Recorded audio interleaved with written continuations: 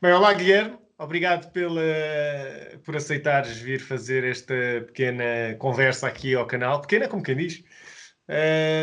Para começar, portanto, vamos falar sobre a indústria dos jogos. Tu trabalhas nesta área já há algum tempo, mas faz-me tu a tua introdução de qual é que tem sido o teu caminho ao longo destes últimos anos e como é que entraste na indústria dos jogos. E já agora, onde é que estás a trabalhar agora e um pequeno enquadramento daquilo que tu fazes no teu dia a dia. Sim, claro. Olá, João. Obrigado pelo convite. Então, eu sou um Market Consultant na Newzoo, que é uma empresa de dados e Market Intelligence na indústria dos jogos e esportes.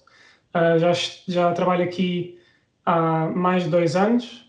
Estou baseado, vivo em Amsterdão, onde é o HQ da empresa, e temos escritórios também em Xangai e em São Francisco. E a minha expertise, as minhas principais responsabilidades aqui na Newzoo são mais na área de jogos em geral, portanto não tanto ligado aos esportes, mas também na área em específico do cloud gaming. Ok. E antes da Newzoo, trabalhaste em Sim, Portugal. sim, trabalhei em Portugal, trabalhámos juntos na grande Price. Ok, ok. Pá, quando nós trabalhávamos lá, claramente tu sempre tiveste assim uma paixão por videojogos, não é? Um bocadinho como eu. E nesse sentido tu tens não só o insight do ponto de vista do negócio, não é? A parte, porque tu estudaste na Nova, não é? Estudaste, foi economia? Para mim, sim, mestrado. Ok. E portanto tens um background de economia, depois tens a questão estratégica, que em parte adquiriste depois na Price e provavelmente ao longo do teu percurso, e agora estás a complementar não só com a paixão dos jogos e com a parte estratégica do lado dos jogos, mesmo a nível profissional, não é? E por isso é que eu estou a fazer aqui esta call contigo também, e por isso é que eu te convidei, porque grande parte dos investimentos que nós fazemos aqui e das empresas que falamos aqui são na área dos jogos, e nesse sentido, considerando que tu tens as mãos na massa em tudo o que são dados da indústria, se calhar fazeres um pequeno enquadramento de como é que, por exemplo, o Covid veio afetar a indústria dos jogos, se veio, portanto, em termos de penetração, mobile versus AAA, sei lá. O que é que nos podes dizer sobre isso? Então, muito do nosso trabalho também anda à volta de falarmos diretamente com muitas empresas, com muitos clientes, porque nós temos várias facetas no nosso negócio na Nizoo, em que tanto temos os nossos reportes, em que há todos os dados e toda a análise de tendências que fazemos nos vários mercados sobre os quais fazemos os reportes, de games e sports, cloud gaming e também mobile. Mas também depois temos os nossos projetos de consultoria, em que são mais específicos às necessidades de cada um dos clientes, em que temos algumas das maiores marcas no mundo, tanto em jogos como sem serem jogos. E muito do nosso trabalho, quando nós estamos a falar com essas empresas, anda à volta também de educarmos um bocadinho as pessoas sobre okay, o que é que se anda a passar no mercado dos jogos, porque as pessoas sabem que os jogos existem, mas calhar não sabem bem qual é que é a dimensão, ou quais é que são as possibilidades que existem dentro dos jogos. O mercado tem estado a crescer muito rapidamente, portanto, nos últimos anos temos estado sempre, se não é com double-digit growth year on year, é próximo disso. Este último ano, entre portanto, 2019 e 2020, tivemos um crescimento de quase 20 bis, se não estou enganado, ou se calhar até um bocadinho mais. A principal questão foi o impacto do Covid, como tu perguntaste em específico, entre a nossa projeção inicial para 2020 e aquilo com que acabámos no final do ano para ser a nossa estimativa do tamanho do mercado dos videojogos, há uma diferença de 17 bis. Portanto, o impacto do Covid em específico foi muito grande, o que levou o mercado no todo a crescer até aos 175 1.000 milhões de euros. 1.000 milhões de dólares, desculpa. E aqui estamos a falar de software sales, gaming, ou no geral hardware, plus software, plus electronics? É só software. Portanto, nós também temos alguma análise sobre o mercado de peripherals, mas nós focamos principalmente, quando falamos dos 175 bis em 2020, é software e é consumer spending. Portanto, não contamos... Mas excluem consolas ou não? Não. Sim, excluímos consolas, não tem o valor... O valor ainda seria maior. Os 500 dólares ou nada assim de género não conta. Também não contamos impostos e também não conta advertising. Portanto, no mercado mobile, em que há bastantes receitas que vêm da parte da publicidade, nós também excluímos essa parte na nossa análise. Portanto, isto é mesmo só consumer spending, é o que as pessoas estão a gastar em software no mercado dos jogos.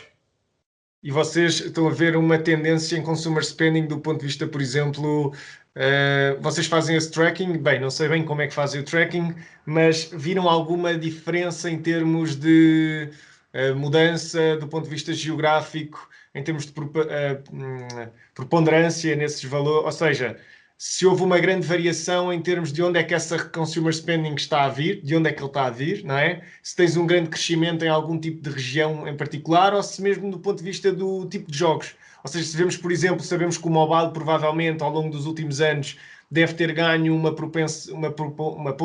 ponderação grande nesse vosso Consumer Spending Index, pelo menos desde 2014, com a questão do 4G e as pessoas começarem a conseguir gastar em smartphone, através do smartphone e a começares a ter...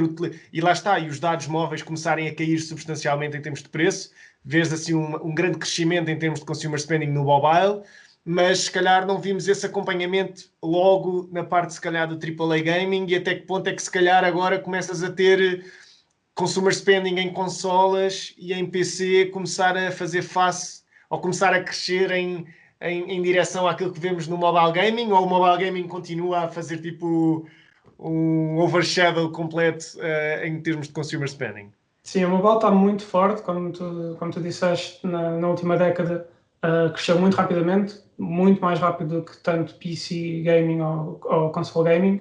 Foi à volta dos 20%, não consigo dizer agora uma estatística exata, mas é à volta dos 20%, que é entre 2 a 3 vezes mais rápido do que os outros dois mercados estavam a crescer. Portanto, foi um crescimento muito, muito rápido, assim, em média, nos últimos anos. Voltando um bocadinho atrás, porque disseste não sabes como é que nós fazemos o tracking, nós seguimos os financial results de mais de 130 empresas que são cotadas na bolsa, nos vários mercados mundiais, e nós seguimos a informação que elas reportam, que elas publicam todos os quarters, e fazemos dessa o nosso core, onde vemos como é que o mercado está a evoluir. Depois também temos alguns grandes players que não são cotados, como por exemplo a Epic Games ou a Valve, mas ainda assim nós tomamos isso em consideração, fazemos uma estimativa de qual é que será o valor deles e depois passamos então para qual é a nossa estimativa do mercado global. E a parte do mobile tem estado a crescer muito rapidamente, nós vemos várias empresas a transitar para essa área, mesmo naquelas onde já estavam focadas em AAA Gaming noutras plataformas. Nós tivemos recentemente, nos últimos meses, a Activision Blizzard a dizer que ia pôr todos os seus franchises em mobile. Portanto, finalmente, acho que se pode dizer finalmente, estas grandes empresas estão a perceber a importância que o mobile tem, porque é aproximadamente metade do mercado. Portanto, com este peso, principalmente as pessoas podem pensar, ok, gaming está o tipo no computador ou na consola e pronto, é isso que é gaming. Mas não, mais de metade do mercado, e a consumer spending, sem contar com advertising, vem de mobile. Só in-app purchases e os poucos premium games que existem, que é pay to play em vez de ser free to play. E estas grandes empresas que já têm muito histórico e muito saber na área dos jogos, a Activision, mas também a EA, que recentemente comprou ou adquiriu a Glu, e Isso é claramente. Adquiriu a Glue, desculpa. A EA adquiriu o Glue. Adquiriu a Glue? Sim. Bem, eu ando a dormir. Quando é que isto foi? 2 semanas, acho Ou eu. adquiriu uma stake na Glue? Acho que adquiriu a Glue. É sério? Faço já aqui um Googlezinho. Pá, andava a dormir em relação a isto. Foi 8 de fevereiro. É sério? Pois adquiriu, tens razão.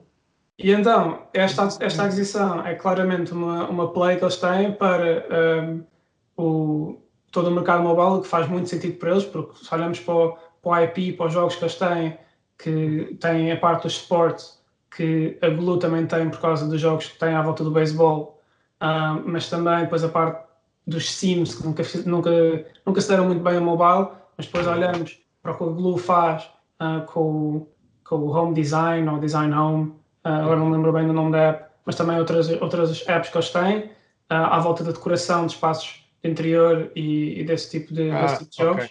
que faz muito sentido também a EA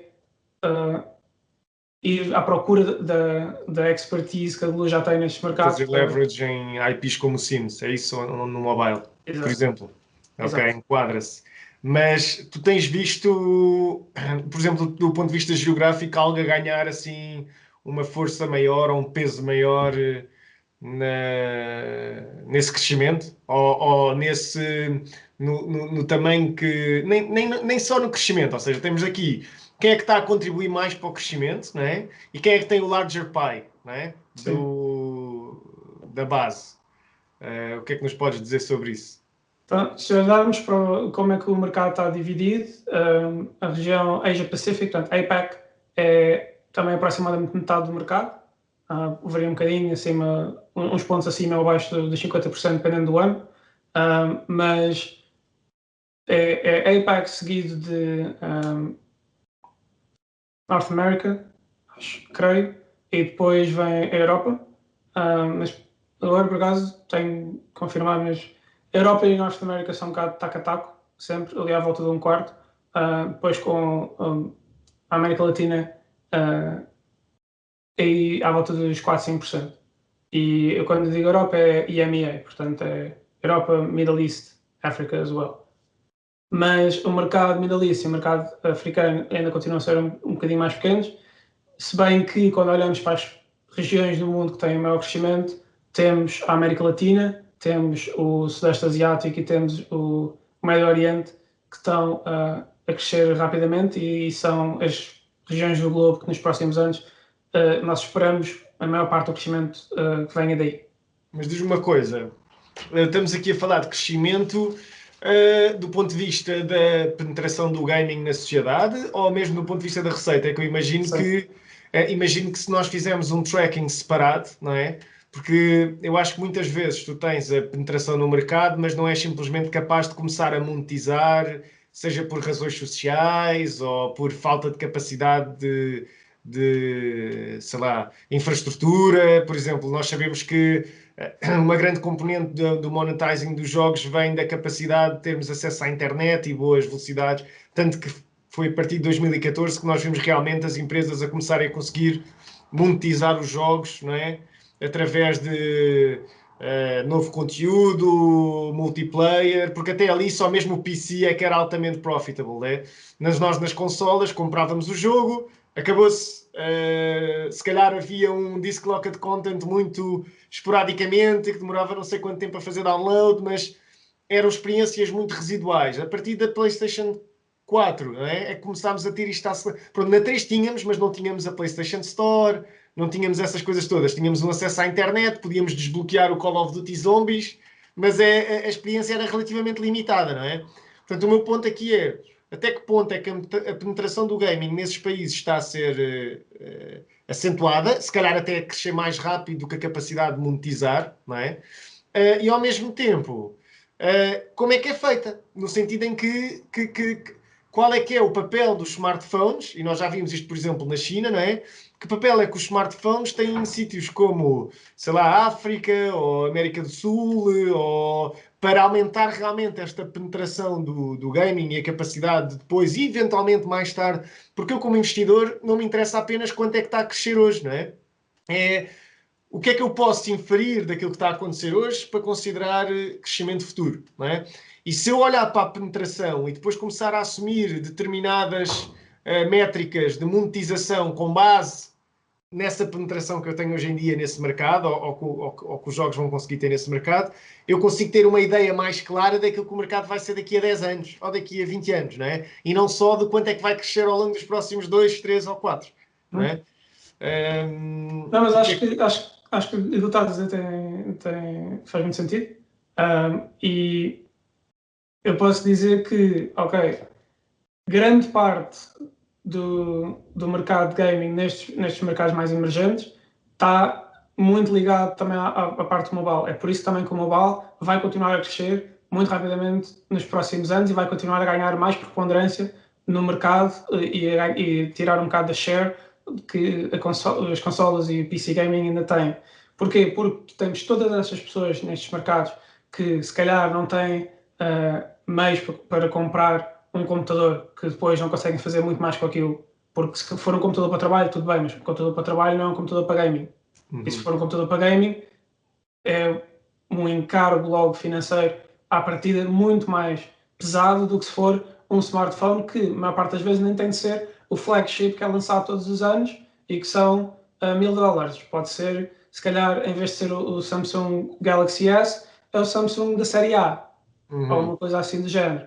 E também tens outras marcas, depois tens a Huawei, tens as marcas chinesas que conseguem trazer para o mercado smartphones a preços muito mais acessíveis. E então nós temos todas estas pessoas na América Latina e no Sudeste Asiático principalmente, que são mobile first, que é de jogar principalmente nos smartphones, porque são dispositivos que lhes permitem muito maior flexibilidade em termos da maneira como são utilizados pelas próprias pessoas, e depois também, quando as pessoas querem, podem servir para entretenimento e podem usar esses dispositivos para então jogarem os jogos. E em termos de monetização, é muito importante também ser a parte do mobile, porque o mobile nós temos o free-to-play, e então é muito mais fácil dar este acesso às pessoas e depois, se calhar, começar a monetizar devagarinho, mas pronto, se calhar 50 cêntimos aqui ou ali, em mercados como o Brasil ou como a Indonésia, que têm para cima de 200 milhões de pessoas, cada um deles, se for só 1% destes 200 milhões de pessoas e cada um deles tiver a gastar 50 cêntimos, que nem é isso que acontece, porque nós temos sempre aquelas whales, temos as baleias que estão a gastar se calhar centenas de dólares em jogos que são free to play, mas pronto, gastam. E nós explicar aqui o que é que são essas whales neste segmento dos jogos aos nossos ouvintes. Então, porque normalmente nós fazemos a divisão no mercado mobile, e principalmente mobile, mas também noutros, mais no free-to-play em geral, de quando é que uma pessoa no fim acaba por gastar no jogo. E então nós olhamos para, se calhar temos o peixinho pequeno em que gasta menos de $2, menos de $5 num ano, mas depois temos o segmento intermédio que se calhar faz ali aquele cap $50, que é como se fosse estar a comprar um jogo premium quando sai, em vez de ser free-to-play, investe mais ou menos o mesmo tipo de dinheiro em cosmética, em quantidade de coisas que se pode comprar com microtransações. E depois temos aquelas pessoas que se dedicam mesmo ao jogo e então que gastam várias centenas de dólares em jogos que aparentemente são free-to-play, portanto a pessoa não tem de gastar dinheiro, mas por algum motivo, porque se calhar eles gostam do jogo, acham que é competitivo, querem ter uma vantagem sobre as outras pessoas, ou por algum motivo, então gastam muito dinheiro nos jogos. E é esse segmento que nós chamamos as baleias, que não é um nome muito bonito, mas pegou na indústria. Agora, eu depois ainda queria seguir ainda em relação a isso, mas só para não nos perdermos, porque estávamos a falar na questão do mobile, da China. Lá está, na minha opinião, como investidor, a mim só me importa o seguinte, de que maneira é que empresas destas a que nós temos relativamente fácil acesso como investidores, portanto, empresas, estamos a falar aqui de empresas públicas, não é? Sei lá, Activision, Zyngas, agora Glu não, mas sei lá, King também já não.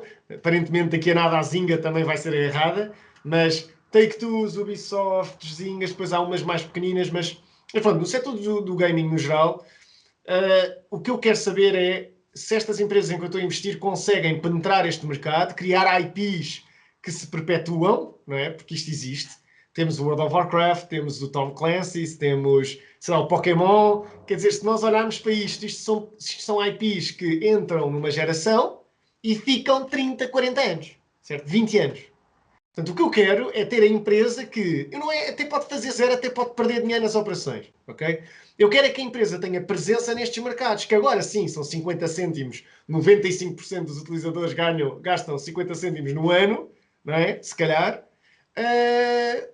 Mas daqui a 10 anos, este pode não ser o caso, não é? Percebes? Se houver uma convergência mais ou menos dos níveis de vida, etc, etc, que mais tarde ou mais cedo deverá acontecer. Portanto, eu quero é saber até que ponto é que quem tem os IPs que penetram e que depois ficam neste mercado durante 20, 30 anos. Não é? Porque se calhar nós olhamos para o Pokémon porque nascemos nos anos 90 e vivemos com Pokémon e Pokémon ainda é parte da nossa vida. Ainda agora há 2 dias vi o anúncio do novo jogo Open World do Pokémon e afins, mas se calhar os miúdos hoje em dia já não vão ter a ligação que existia na nossa altura com o Pokémon. Percebes? Provavelmente eles tentam, mas provavelmente não vai ser a mesma coisa, não se vai perpetuar, tal como o Yu-Gi-Oh! Nos anos 90, não é? Portanto, o que eu quero saber é que empresas é que se estão a conseguir posicionar, mesmo que isso se traduza numa contribuição negativa para o bottom line. Se perceber?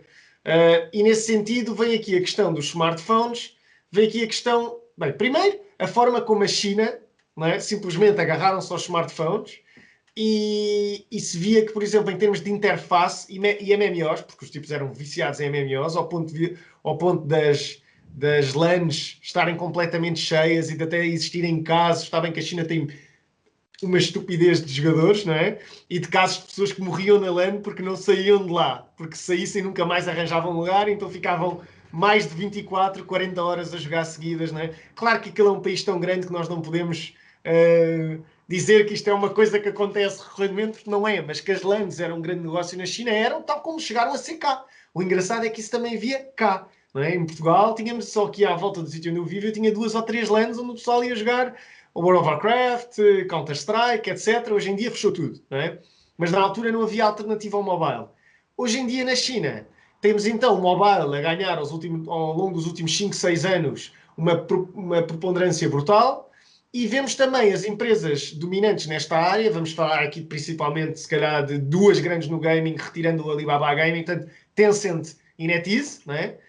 Podes-me corrigir se há mais alguma, mas eu acho que estas são as 2 grandes de gaming na China, não é? Na China são os grandes. E a verdade é que eu instalava jogos da NetEase em chinês no meu smartphone, aqueles que estavam disponíveis, e eu fiquei impressionado com a forma com que eles conseguiam otimizar os jogos MMOs para mobile. E eu pensei, porquê é que isto não está a ser feito cá, na Europa? Não, mas isso de facto é muito importante, porque quando nós pensamos em jogar, ok, vamos jogar em smartphones, o esquema de input que tu consegues, como tu consegues controlar o jogo é completamente diferente do que tu tens num computador ou numa console, porque tu tens de usar o touchscreen. É verdade que, ok, agora temos algum crescimento em termos de periféricos para mobile, em que se põem coisas ao lado do telemóvel, mais ou menos como se faz com a Switch, portanto, como temos os Joy-Cons e se mete à volta da Switch, é parecido, mas ainda assim, maioritariamente, se queremos atingir todo o mercado potencial em mobile, é preciso ter touchscreens. E quando nós olhamos para aquilo que as empresas na Ásia tiveram a fazer, que já têm quase uma década de experiência no desenvolvimento deste tipo de jogos, é claramente diferente daquilo que temos no Ocidente. E até temos o caso de quando a Activision quis lançar o Call of Duty Mobile, que fez a partnership com a Tencent para o Team Studios, que é uma das muitas empresas que está dentro do grande chapéu de chuva, do grande umbrella, que são as empresas da Tencent. Portanto, um dos estúdios da Tencent foi quem esteve responsável por desenvolver o Call of Duty Mobile. Também foi outro dos estúdios sobre o controle da Tencent que desenvolveu o PUBG Mobile. Que, aliás, o Call of Duty que saiu primeiro na China. Não é? Só passado 1 ano e tal é que veio para a Europa, não foi? Se não me engano. O Call of Foi o Duty... contrário. Hã? Acho que Não, tenho ideia que a acho Call que of Duty Mobile até saiu antes na China e só depois é que veio para a Europa. Acho que quase com um ano de diferença, ou um ano e tal.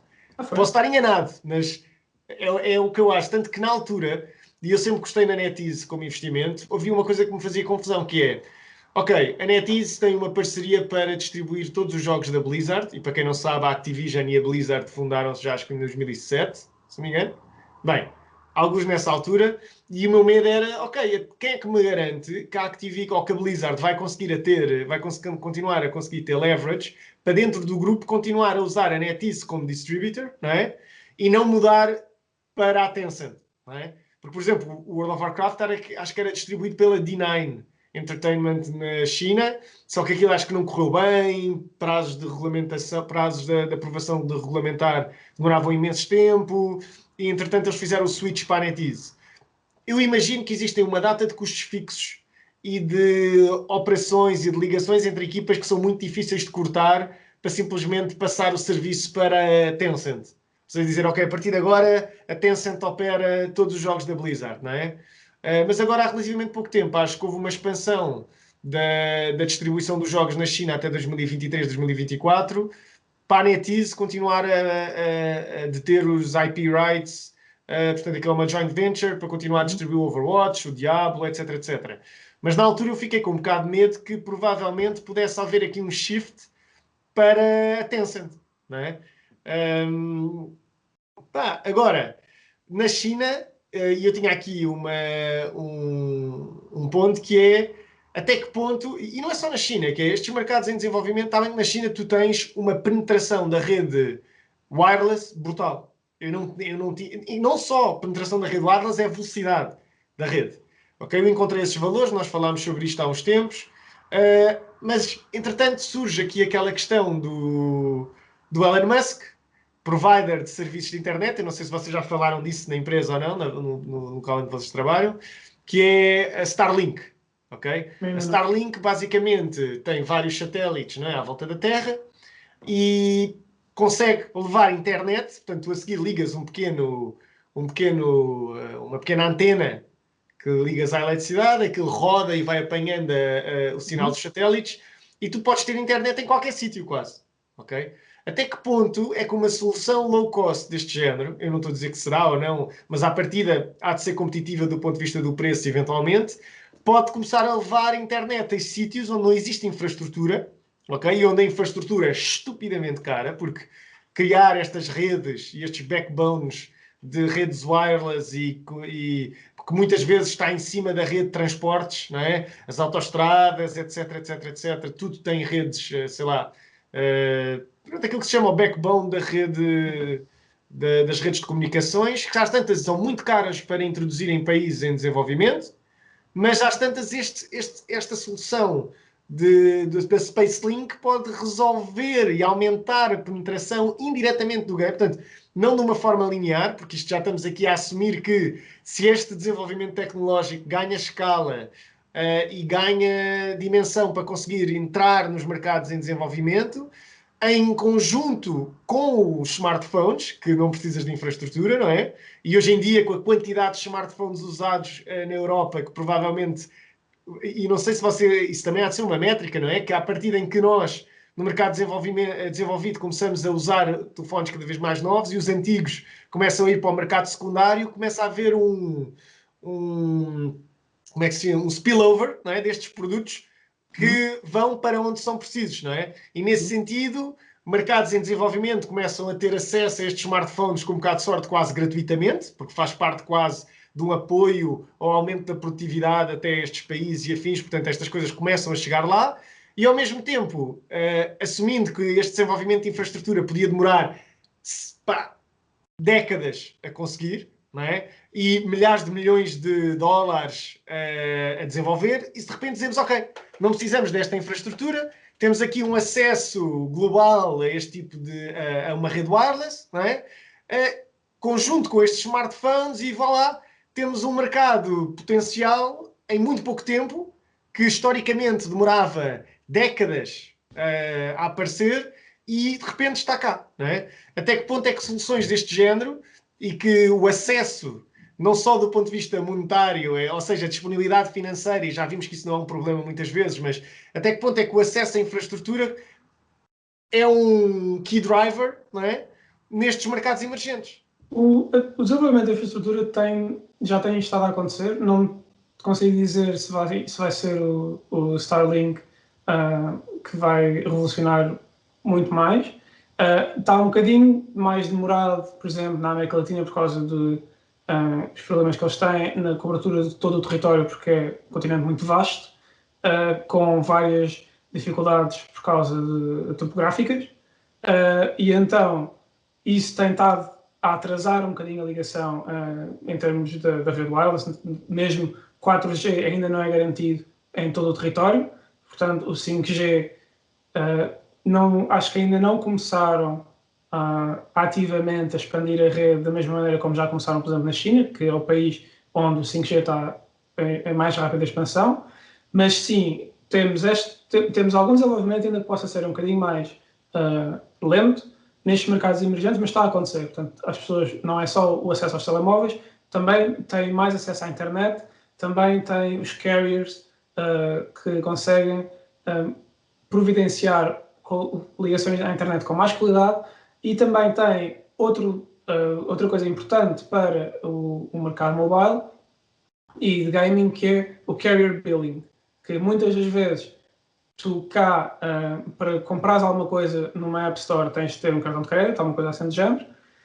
Quando olhamos para estes mercados emergentes, onde banking não é assim tão fácil, e se calhar muitas das pessoas não vão ter um cartão de crédito ou até de débito, mas fazendo pagamentos através dos smartphones, em que ou têm um processo de digital payment qualquer semelhante ao WeChat Pay ou ao Alipay na China, mas um equivalente local, ou então mesmo diretamente carrier billing, em que no final do mês tem um X acrescentado à conta mensal, em que eles, a partir deste momento, tens métodos de pagamento e então sim consegues começar a monetizar estes mercados e esta audiência. E tudo isto leva muito para o mercado asiático, porque o mercado asiático é quem, de facto, nesta parte do mobile, está anos à frente daquilo que se passa no Ocidente. E então também se olharmos, por exemplo, um dos jogos mais populares atualmente na América Latina, que é o Free Fire, desculpa. Crossfire também, mas PC. Free Fire da Garena, que é uma empresa de Singapura que começou como sendo o local publisher de muitos dos jogos da Tencent. Portanto, a Tencent, precisava de alguém para fazer o publishing no Sudeste Asiático, Garena em Singapura. A Garena, teve essa parte do negócio, mas depois começou a desenvolver as suas próprias coisas. E começou a fazer um jogo que é o Free Fire, que é um shooter em mobile, que foi relativamente bem sucedido no Sudeste Asiático, mas depois fez essa transição para outro mercado emergente com muito potencial no mobile, que era a América Latina, e agora é dos jogos mais populares que tu tens na América Latina, que é da Garena. E por isso é que eu acho que é importante nós termos esta awareness do que se passa no mercado mobile, e é por isso que também acho muito positivo olharmos para a Activision e para a EA finalmente apostarem mais a sério no mercado mobile, porque isso acho que lhes vai dar algum espaço para crescimento, porque vai simplesmente crescer mais aceleradamente do que os mercados onde eles tradicionalmente estão envolvidos. Mas nesse sentido, por exemplo, a Ubisoft já tem uma presença mobile forte. Já tem parcerias com a Tencent, já tem a Ubisoft, na minha opinião, e a EA também tinha já alguma, acho que a Activision se calhar é que tinha mais lag no que toca a isso. Bem, não vamos falar aqui das Take-Twos e das CDRs, porque essas simplesmente não têm presença ainda, mas a EA e a Ubisoft claramente tinham presença mobile, já. A EA veio fazer agora o leverage da Glu, mas já tínhamos vários jogos mobiles da EA, sei lá, Sim. Plant vs Monsters era deles, não era? Não tenho a certeza, não, se calhar não é. Mas eles tinham alguns jogos desses conhecidos na... Eles tinham algumas coisas, mas nunca foram grandes sucessos. Sim, Portanto, nunca tinham, por exemplo, um jogo de futebol. Não sei, eu vi aos tops, eles tinham uns quantos jogos no mobile, mas A minha questão agora vem aqui, ainda em questão com a China. Em relação à China, portanto, vimos aqui uma data de potenciais brutais na área do crescimento, ok? Não falamos só de crescimento de receitas, e eu acho que os investidores não podem olhar só dessa forma, porque realmente temos que olhar historicamente e ver, ok, temos uma penetração que acontece, essa penetração acaba por levar a um potencial maior de monetização a longo prazo. Essa monetização a longo prazo pode derivar não só de fatores económicos, mas também, por exemplo, da questão dos pagamentos online. Não é por acaso que, por exemplo, na Europa nós tínhamos os cartõezinhos para comprar e ainda hoje temos os cartõezinhos que compras na FNAC. O que é que estes cartões são? São uma ferramenta para dar a volta à falta de credibilidade que as pessoas ainda pudessem ter no sistema de pagamento online, meter o cartãozinho e não sei o quê. Epá, não, isso podem-me apanhar o meu número do cartão e vou à FNAC comprar o cartãozinho pré-pago. Percebes?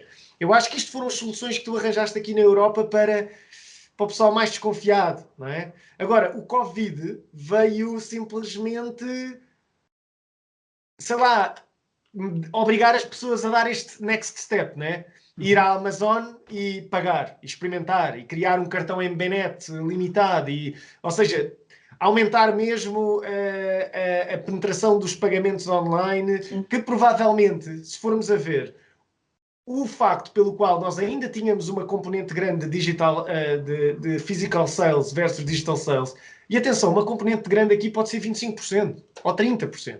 É uma componente grande quando eu consigo ir online e comprar o jogo, se calhar às vezes por um preço relativamente mais baixo, não é? Com mais coisas, sei lá, o Digital Edition normalmente até vem com extras, mas mesmo assim ainda tens 30% das pessoas que vão à loja comprar, não é?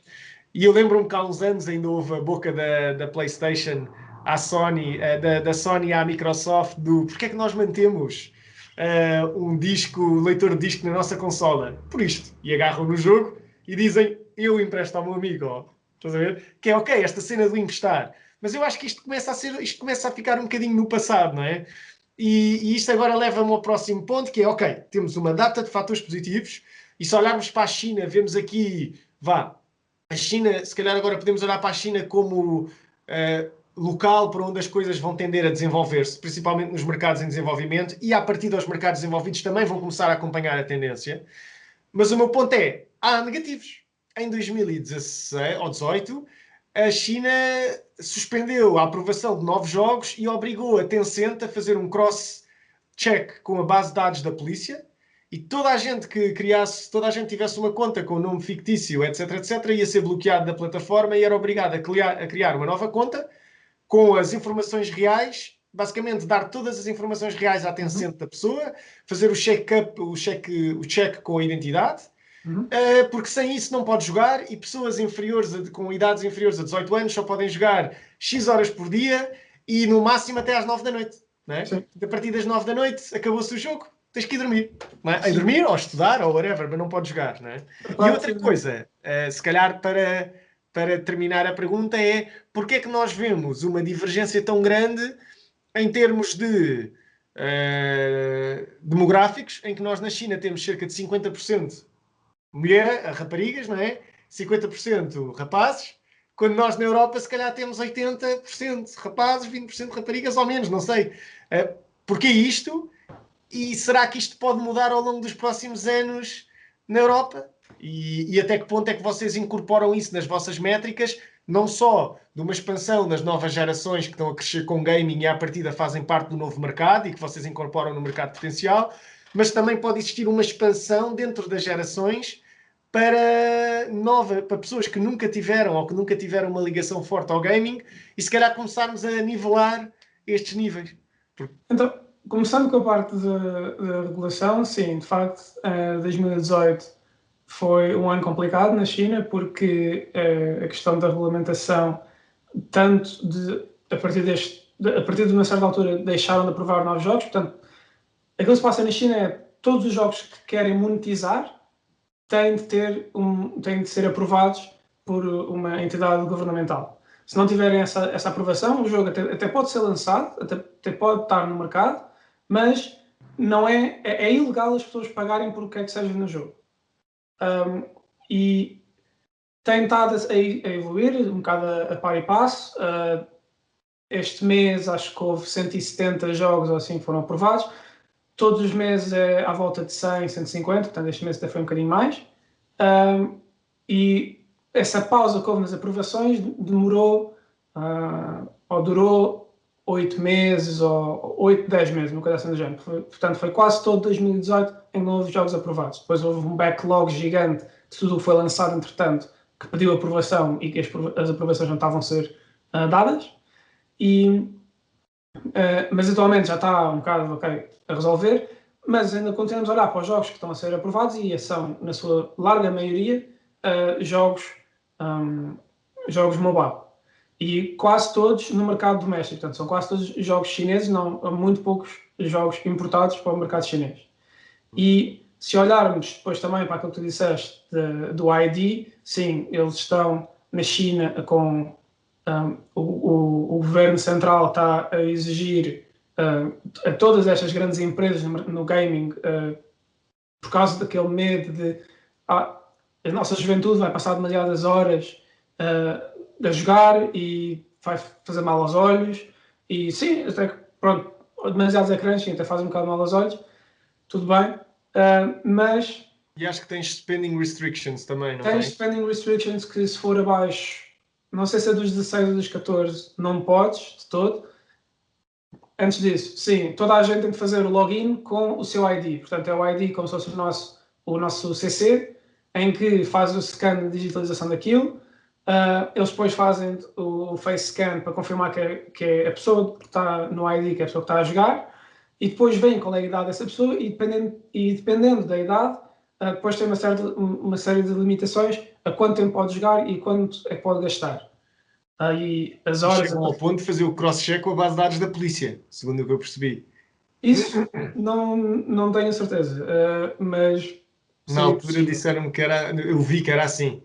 Tanto que foi um ano em que as empresas de gaming vieram por aí abaixo, a Tencent e a NetEase levaram caçadas de ordem nas 30% a 40% de quebras. Mas foram anos fortes em consola. Sim. 2018 foi muito forte em consola, foi um bocado assim, vindo do nada. Mas na China? Não. Não, no geral. Sim. Global. Mas pronto, sim, foi... há sempre coisas onde se calhar, mesmo quando nós estamos a fazer os nossos forecasts, que se calhar somos um bocado demasiado otimistas num lado, mas depois compensamos no outro. E esse ano, por exemplo, foi um desses casos em que o mercado mobile, por causa dessas notícias na China, não foi tão forte como aquilo que nós estávamos à espera, mas depois a parte das consolas, com muitos grandes títulos a ser lançados nesse ano, levou a um crescimento das consolas não era expectável. Mas pegando nisso, para um bocado também falarmos na parte que estavas de demografia, nós temos e aquilo que tu disseste de ser 80-20 de homens e mulheres é um bocado mito, porque podia ser assim há uns anos, mas até no Ocidente já não é bem assim, porque se nós olharmos para o mercado... Eu lembro-me, por exemplo, com a Activision conseguiram normalizar um bocadinho isso com o Candy Crush. Que eu lembro-me que eles tinham essas métricas e que o Candy Crush realmente era um jogo que tinha muito mais... um nível muito mais equilibrado. Mas se calhar tens razão e se calhar já é muito mais equilibrado cá. Nós fizemos uma pesquisa de mercado no ano passado, pronto, 2019 acho que agora, 2020 passou um bocado a correr, mas pronto, é outra conversa, que mesmo nos Estados Unidos 46% dos gamers eram mulheres. Portanto, 46%. É claro que o crescimento do mobile, não estou a dizer que as mulheres só jogam mobile, mas o crescimento do mobile em que temos os jogos de puzzle e outro tipo de jogos que são um bocado... Mas aí estás a classificar o mercado mobile? Ou estás-me a dizer o overall? Overall, 46% mulheres. Ok, mas eu dava a dizer em overall. Não é? Em overall, como é que está isso no mercado? Sim, overall, okay. 46% nos Estados Unidos, mulheres. Okay. Há mais mulheres no mercado mobile do que no mercado PC e console, mas ainda assim está-se a aproximar, está um bocado a ser balanceada esse desequilíbrio. E é claro que o crescimento mais acelerado do mobile levou a que no overall estejam muito mais próximos do que se calhar estavam há 10 anos, em termos de homens e mulheres, qual é que é o rácio dos gamers. E depois também olhámos para aquilo que o Covid levou, ou trouxe, em que as pessoas, estava toda a gente fechada em casa, e houve muita gente que se calhar não tinha dado muita importância aos jogos até essa altura, mas como precisavam de uma forma de entretenimento, e toda a gente tinha, ainda que se não tivessem um computador ou uma consola, ainda que todos os estoques de consolas no início do ano passado estava tudo esgotado, até a PS4, até a Xbox, no último ano em que já se sabia que as novas consolas vinham aí, estava tudo esgotado, porque as pessoas queriam as consolas para jogar, mas também no mercado mobile houve muita procura e houve um crescimento fortíssimo. Tivemos, como eu disse, nós aumentámos a nossa estimativa para o mercado em 17 bis, comparado entre o início e o final do ano, porque, pronto, 2020 foi muito forte. E provavelmente ainda vão superar essas expectativas. Ainda vamos fazer uma nova revisão para ser publicada em abril, creio. Mas pronto, se calhar ainda há espaço para crescer mais um bocadinho aí. Mas também, não só de, homens e mulheres e quem é que está a começar a jogar, mas também em termos dos grupos etários que estão a jogar. Nós temos pessoas muito mais jovens e pessoas também com idades mais avançadas que estão a jogar. E também houve aquilo que nós chamamos os lapsed gamers, que são pessoas, se calhar agora que já são pais, com 40 anos ou mais, em que, se calhar, quando eram mais jovens, quando estavam nos seus 20 anos, jogavam, mas depois de virem com mais responsabilidades e terem falta de tempo para se dedicarem aos jogos, deixaram de jogar. Mas agora, quando estavam em quarentena, houve muita gente que voltou a esses hábitos. Houve muita procura de toda a gente. Portanto, 2020 foi um ano em que não só houve mais monetização das pessoas que já jogavam, mas também houve mais gente que estava à procura de no jogar. ecossistema. Não é? Portanto, houve um crescimento em todas as direções. Claro. E houve uma aceleração de muitos hábitos em que, se calhar, nós só estávamos à espera de ver 2 ou 3 anos mais à frente, mas por causa de Covid houve muita coisa que foi acelerada. E isso beneficiou o gaming, e temos visto isso na performance de todas as empresas de gaming, que este último ano foi muito forte. Diz-me uma coisa, nós já sabemos que o mercado do gaming é o maior mercado de entretenimento, portanto supera a música, o cinema, portanto tudo.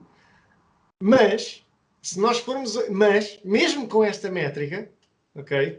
Se nós formos medir do ponto de vista marginal, portanto por hora, quanto é que em média um gamer gasta por hora, provavelmente vamos já, por exemplo, se formos a um filme no cinema, estamos a falar de 3 euros por hora, não é? Ou 2,5 euros por hora, se o filme tiver 2 horas, não é? Se formos, por exemplo, agora com as Disney Plus e afins, provavelmente os valores... Mas pronto, isso aí já estamos a falar no segmento, que é o segmento da televisão e do cabo. Mas a verdade é que é das formas de entretenimento mais baratas que menos acompanharam a inflação de todas, não é? Porque um jogo... há 10 anos atrás custava $60, agora custa 70. Né? Acho que agora há planos para subir para 80 na nova geração, mas o meu ponto é, houve muito pouca inflação e ao mesmo tempo, portanto, repricing, e ao mesmo tempo tivemos aqui uma situação em que há jogos que são simplesmente free-to-play, ok? Em que eu consigo jogar centenas de horas sem pagar um único cêntimo, ok?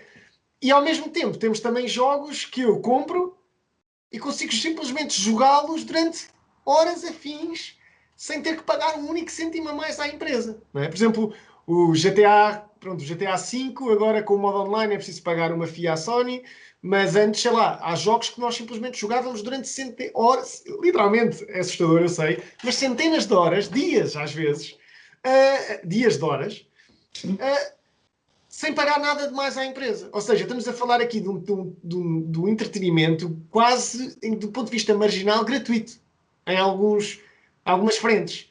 Que tipo de espaço é que existe aqui ainda, do ponto de vista do pricing, não é? Para conseguir continuar a crescer sobre a base, ou seja, mesmo assumindo que a base de players não cresce, que é estúpido, porque vai continuar a crescer, mas qual o potencial de aumentar a monetização por user, considerando que, na minha opinião, é do entretenimento mais barato que existe? Bem, a parte da monetização é claramente uma das coisas que tem estado a evoluir mais rapidamente no lado business dos jogos, porque se nós pensarmos há 10 anos, há 15 anos, em que só havia mesmo o conceito do jogo premium, em que, ok, tu vais à loja, compras o jogo, está feito. Mas depois começámos a, ok, vais à loja, compras o jogo, depois se calhar tens um DLC. E agora chegámos ao passo em que já temos as microtransações, em que se olharmos para jogos como Fortnite, mas tantos outros jogos que há por aí, em que compramos determinados fatos para as personagens, ou elementos puramente cosméticos, mas que as pessoas gostam e pagam 5 euros, 5 dólares por aquilo. Uhum. E então há todo um conjunto de. E depois, ok, ainda mais recentemente, desde 2018, mais ou menos, começou a questão dos Battle Passes e dos Season Passes. Que é, ok, vamos pagar mais 15, 20, 30 euros para termos níveis em que quanto mais nós jogamos. Capitalizar com a progressão, não é? Exato, quanto mais nós jogamos, mais coisas desbloqueamos, mas para termos esse conteúdo extra, temos de pagar. Portanto, as empresas de gaming estão muito aware, têm muito consciência de facto é preciso monetizar os jogos e é preciso monetizar esta long tail dos users. Porque se olharmos para todos os mercados, todos os jogos free to play, é mesmo uma very long tail. Há aquela concentração nos very high spenders da que já falámos no início, das whales, mas depois temos milhões, às vezes, de pessoas em que não gastam muito, mas grão a grão, chega ao pá, não é? e aquilo pronto, basta gastar-se um bocadinho. E é aquele passo que é tão importante para as empresas de gaming, que é passar de free player para uma pessoa que já gastou um cêntimo. Esse desbloqueio mental numa pessoa em que depois de já ter gasto um bocadinho é muito mais fácil de gastar outro tanto. E isto leva-me aqui a um ponto que é o seguinte: como é que um investidor nesta área, um analista desta área, ok, que tenta estimar, que pode tentar estimar a receita, mas tenta estimar a bottom line, epá, de repente vocês tiveram que rever 17 bis em alta e são tipos que trabalham nisto all in, full time, e quando vocês dizem temos que rever isto em alta 17 bis, de repente estão a fazer as vossas contas e dizem ei, isto superou tudo aquilo que nós estávamos à espera, não é? Porquê que não estavam à espera, não é? Vocês dizem, bem, ok, essas expectativas mudam com base em eventos, mas como um investidor, um analista na área, pá, se de repente, por alguma razão, há uma tendência, ou uma word of mouth, ou qualquer coisa que amplifica a comunicação de um jogo através de plataformas, por exemplo, como o Twitch, e de repente, em vez de 5 milhões de utilizadores, eu tenho 15, a receita marginal e o efeito accretive, o efeito na minha bottom line vai ser brutal. Porque eu desenvolvi o jogo com os mesmos custos, com a mesma base fixa. Se calhar tive que ter um investimento um bocadinho maior em servidores, mas à partida eu nem faço isso diretamente. Aumento a minha subscrição com a AWS, ou com a Azure, ou whatever. Sim, com os CDNs. E de repente, olha, a minha expectativa eram 200 milhões de lucro, tive 700. Que acontece ao stock, não é? Nós vimos muitas vezes, a partir de 2014, subidas absurdas nos stocks, depois dos resultados, porque de repente as empresas conseguiam apresentar resultados absurdos, do ponto para cima, não é? Sim, porque isto há convexidade para a direita, para cima, em termos do ponto de vista positivo, porque eu sei que no máximo perco a minha estrutura fixa, não é? E os meus development costs. O jogo que se correr mal, pá, pronto, nós vimos com a Ubisoft em 2018 ou 2019, com eles a tentarem monetizar o Ghost Recon, fazer um jogo quase igual, mudar a história e tentar fazer um jogo com grandes margens, e vimos que não funcionou. Portanto, vemos aqui que existe um limite àquilo que o público está disposto a pagar pela mesma coisa, ao milking da cow, não é? Mas, ao mesmo tempo, existe claramente aqui uma convexidade brutal que é difícil de estimar, mas que pode tornar estas empresas muito difícil de estimar o resultado líquido e a forma com que elas vão, sei lá, a performance financeira das empresas. Não é? É muito difícil, principalmente quando estamos a falar de developers mais pequenos. Por exemplo, nós só olhámos para o que aconteceu com a Among Us, que o jogo foi lançado em 2018, ok, teve muito pouco sucesso, tínhamos se calhar umas centenas de milhares de pessoas que compraram o jogo no Steam, ou uma coisa assim do género, mas depois chegamos a 2020, temos a pandemia, está toda a gente fechada em casa e explode completamente. Explode um valor absurdo. Não, mas temos MAU em dezembro de 130 milhões ou coisa assim do género. Eu vi os números, acho que não chegava a 100 pessoas numa altura, 2 ou 3 anos antes. Pronto. E foi uma explosão monumental. Ninguém ninguém podia saber que aquela coisa vinha aí. Mais recentemente, temos agora um jogo que está muito lançado, que é o Valheim, outro jogo indie, que em 3 ou 4 semanas, 4 milhões de cópias. Para um estúdio indie. Um jogo que ainda está em Early Access. Pá, são daquelas coisas que nós começamos a ver e conseguimos ver quando temos um spike, ou alguma coisa começa a aparecer, mas antes disso acontecer é muito difícil nós conseguirmos estimar. E por isso é que de vez em quando temos estas correções. Pronto, foi a Covid, que é de facto uma coisa que não dava para ser antecipado, que ia acontecer aquilo. Mas outra coisa também que ainda queria falar em termos de monetização é o crescimento que agora estamos a ter em termos de subscription gaming, ou de subscrições para gaming, que gaming atualmente... Sim, porque, pronto, nós temos no parte de video streaming, com todo o entretenimento, Netflix, Disney Plus e correlativos, mas depois também no parte do áudio, com Spotify e tudo mais, que já houve essa revolução para subscrições e para streaming. E o que agora está a aparecer no mercado dos jogos é também cada vez mais subscrições e às vezes até subscrições dentro de subscrições. Porque nós temos o Xbox global, não é? Por exemplo, o Uplay. Nós temos o Xbox Game Pass, que cresceu muito rapidamente. Que na primeira metade do ano passado tinha 10 milhões de subscritores. E agora já passou os 18 milhões. Portanto, quase que duplicou em mais ou menos um ano. Mas está muito aquém da Sony, do serviço da Sony, não é? O PlayStation Plus tem mais. O PlayStation Plus tem 40 e tal subscritores. 40 e tal milhões. Sim, mas... Depois ainda temos o Play Stream, não me lembro como é que era o serviço. Não, porque o PlayStation Plus é mais comparado com o Xbox Live e o Xbox Game Pass é simples, porque os dois dão acesso ao modo online, dão jogos grátis todos os meses e tudo mais. O Xbox Game Pass é só mesmo, ok, temos aqui 100 jogos para tu jogares. É um catálogo. Tens 100 jogos, não pagas mais nada, pagas simplesmente $10, acho eu, que é por aquilo. E depois tens a versão Ultimate, que combina também com jogos para PC, em que são 15. E depois ainda tem, dentro do Ultimate, tens EA Play, que é só uma subscrição só da EA, só jogos de EA, em que está uma subscrição dentro da outra. Ok.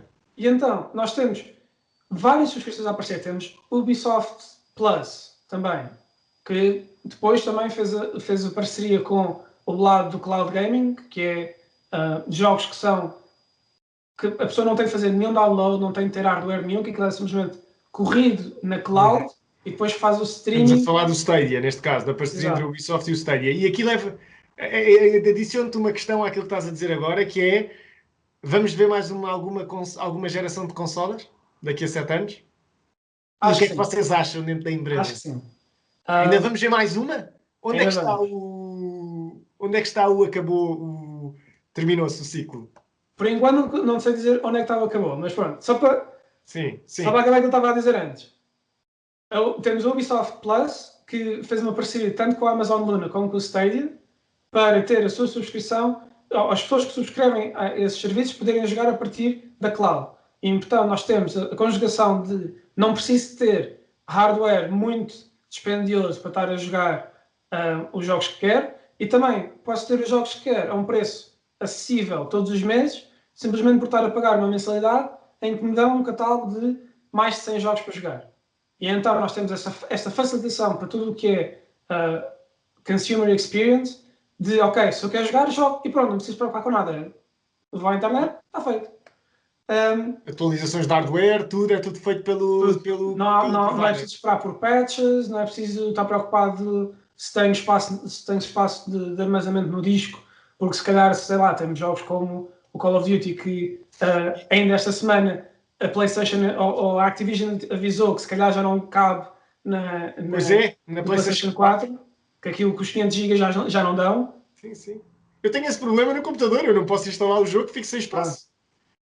Mas então, temos esta coisa toda a acontecer e outra coisa que estavas a dizer, ok, será que vamos ter uma nova geração de consolas?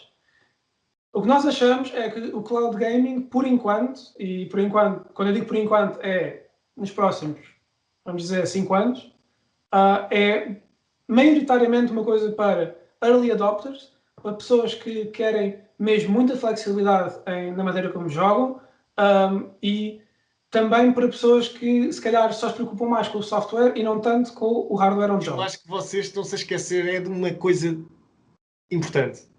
Diz. Há aqui alguns fatores, que é, primeiro, os GPUs estão a ser usados em tantas indústrias neste momento que temos um shortage de GPUs, ok? É verdade.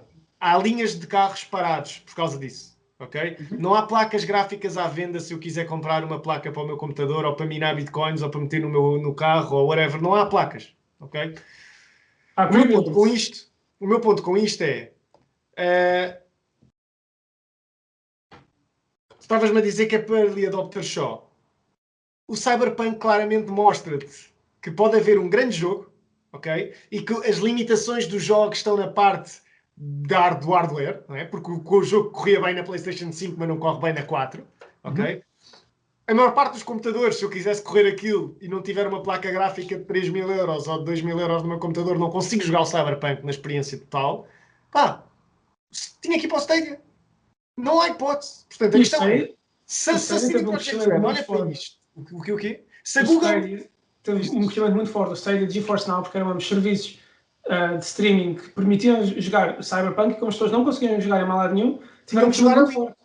E a minha questão é, foi um fiasco, mas isto mostra e dá uma mensagem à Google e à Amazon, que é, calma lá, enquanto todas as outras empresas estão a desenvolver para hardware no mercado, nós podemos nos dar ao luxo de criar aqui um grande jogo muito acima daquilo que é o hardware existente no mercado para fazer leverage aos nossos cloud services. Ou seja, o cloud service tem um problema, que é não dá para jogar online. Okay? Mas então vamos fazer uma experiência offline, super imersiva, uma coisa que é impossível correr numa consola ou num computador, e vamos vendê-la apenas através dos nossos streaming services. Mas claro, e o que acontece dá para jogar online. Claro, tu consegues jogar jogos online. Sim, mas é mau por causa do ping. Mas torna-se muito difícil por causa do ping, a nível competitivo. Sim, mas o ping está a melhorar. Nota que o ping está a melhorar. E depois também depende, porque tu tens vários tipos de jogos online. Se calhar um shooter, sim, pode ser mais difícil. Mas até pessoas que estavam a jogar o Destiny 2, que é um shooter, tem muita parte de FPS, que a experiência, tanto em Stadia como nos outros serviços, as pessoas gostavam e disseram bem daquilo. Portanto, ok, pode ter algumas limitações, e é por isso que também nós somos cautelosos no que dizemos que o mercado vai crescer, que a nossa estimativa para 2023, em termos de receitas, é à volta de 5 bis, quando o mercado, nessa altura, já vai estar 200 bis ou mais. Portanto, o que eu estava simplesmente a dizer aqui é que pode existir aqui estratégias, ok, para fazer o leverage a esses serviços. Sim. Pronto. E é preciso perceber que as consolas vêm de 7 em 7 anos, mas a velocidade de streaming e a velocidade da internet está a saltar de 5 em 5, não é? Ou de 6 em 6 também, que é 2014 4G, agora 2019, 2020 5G, e isto está de continuar a acelerar e a continuar a dar. E não só, depois temos as economias de escala associadas, por exemplo, e agora leva-nos aqui ao último ponto, que é na parte da cadeia de valor, aquilo que temos para trás, portanto, upstream, neste caso, o software de desenvolvimento de jogos, portanto, as Unities e essas coisas, que é, e Adobe, Autodesk, Unity, whatever, que entram em sítios diferentes, não é exatamente o mesmo, mas componentes diferentes em que entram no desenvolvimento dos jogos, não é? Eu, se for um indie developer, não é?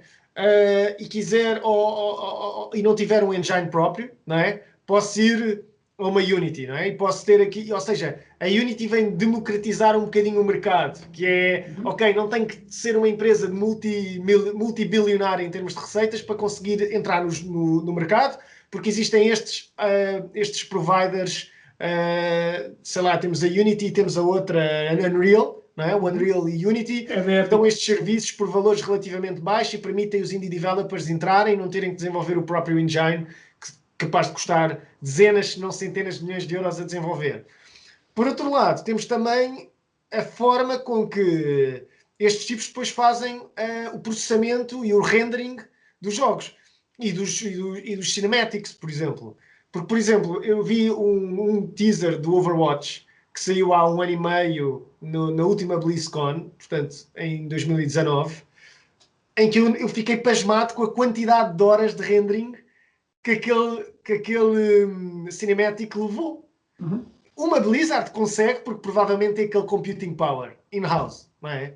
Mas sem cloud stream, sem cloud computing, fica muito difícil sequer. Eu até posso ter a equipa profissional do ponto de vista dos recursos humanos a desenvolver o cinematic e a fazer os assets com os polígonos todos super bem definido para correr aquilo em 4K, mas depois eu simplesmente não tenho forma de renderizar aquilo de uma forma eficiente. Não consigo renderizar sem acesso. Ou das duas, uma, ou um investimento brutal em infraestrutura para conseguir renderizar este tipo de cinematics, ou então vou ter que simplesmente recorrer a cloud. E a cloud aqui estamos a falar Autodesk, Adobe, que depois são serviços que provavelmente são serviços que são integrados não só. Portanto, se eu tiver um conjunto de servidores Azure ou AWS ou whatever, não é? Portanto, que ou Google, estes eram os grandes concorrentes da Sony e era o grande medo em 2018, que era, ok, será que vai haver uma nova consola? Às tantas tens aqui uma data de serviços que integram esta questão do cloud, que não só afetam o B2C final, portanto o acesso dos clientes, mas também o acesso, isto afeta dois entes do mercado, não é?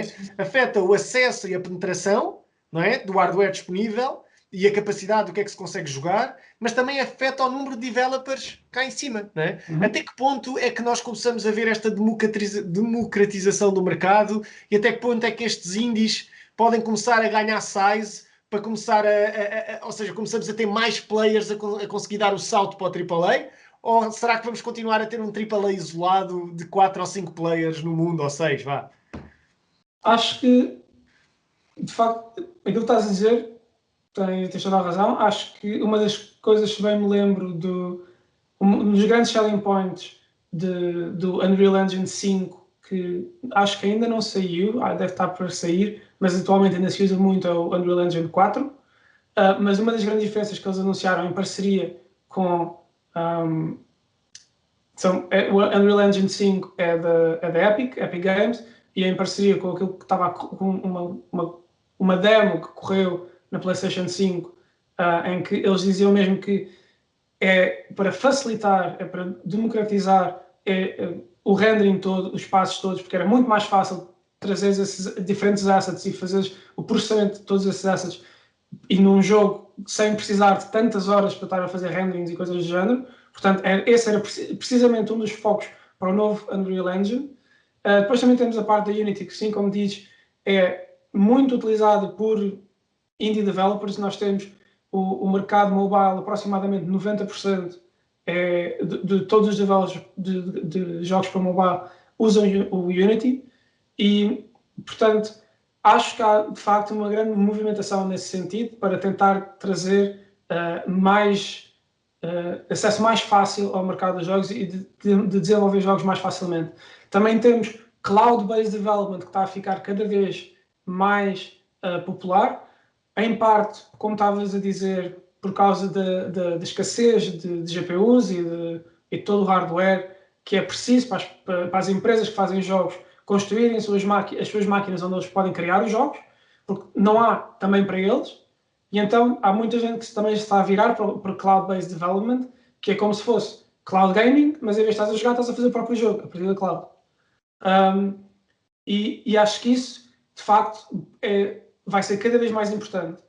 Em termos de se vamos ter mais AAA players ou não, um dos grandes denominadores para empresas que sucedem no mercado dos jogos é já terem tido um sucesso anterior. Portanto, se já tens a experiência, já tens o saber, o know-how para desenvolver determinado tipo de jogos, porque para uma determinada plataforma, como por exemplo os developers chineses para o mercado mobile, ou se é dentro de um género de jogos, porque se calhar sabes fazer jogos de estratégia, ou shooters, ou jogos puzzle muito bem, se voltas a investir nesse setor, tens uma muito maior probabilidade de seres bem sucedido. E, portanto, é uma das coisas para onde nós olhamos mais. Mas isso não quer dizer que não vamos olhar para indies e os indies não podem, se calhar, ter uma primeira experiência e a coisa corre bem. É pouco provável, mas se calhar também não tem de ser à primeira vez que o indie tenta. Pode ser, se calhar, à terceira ou à quinta vez que o indie tenta. Mas aí é preciso recursos para conseguir. É.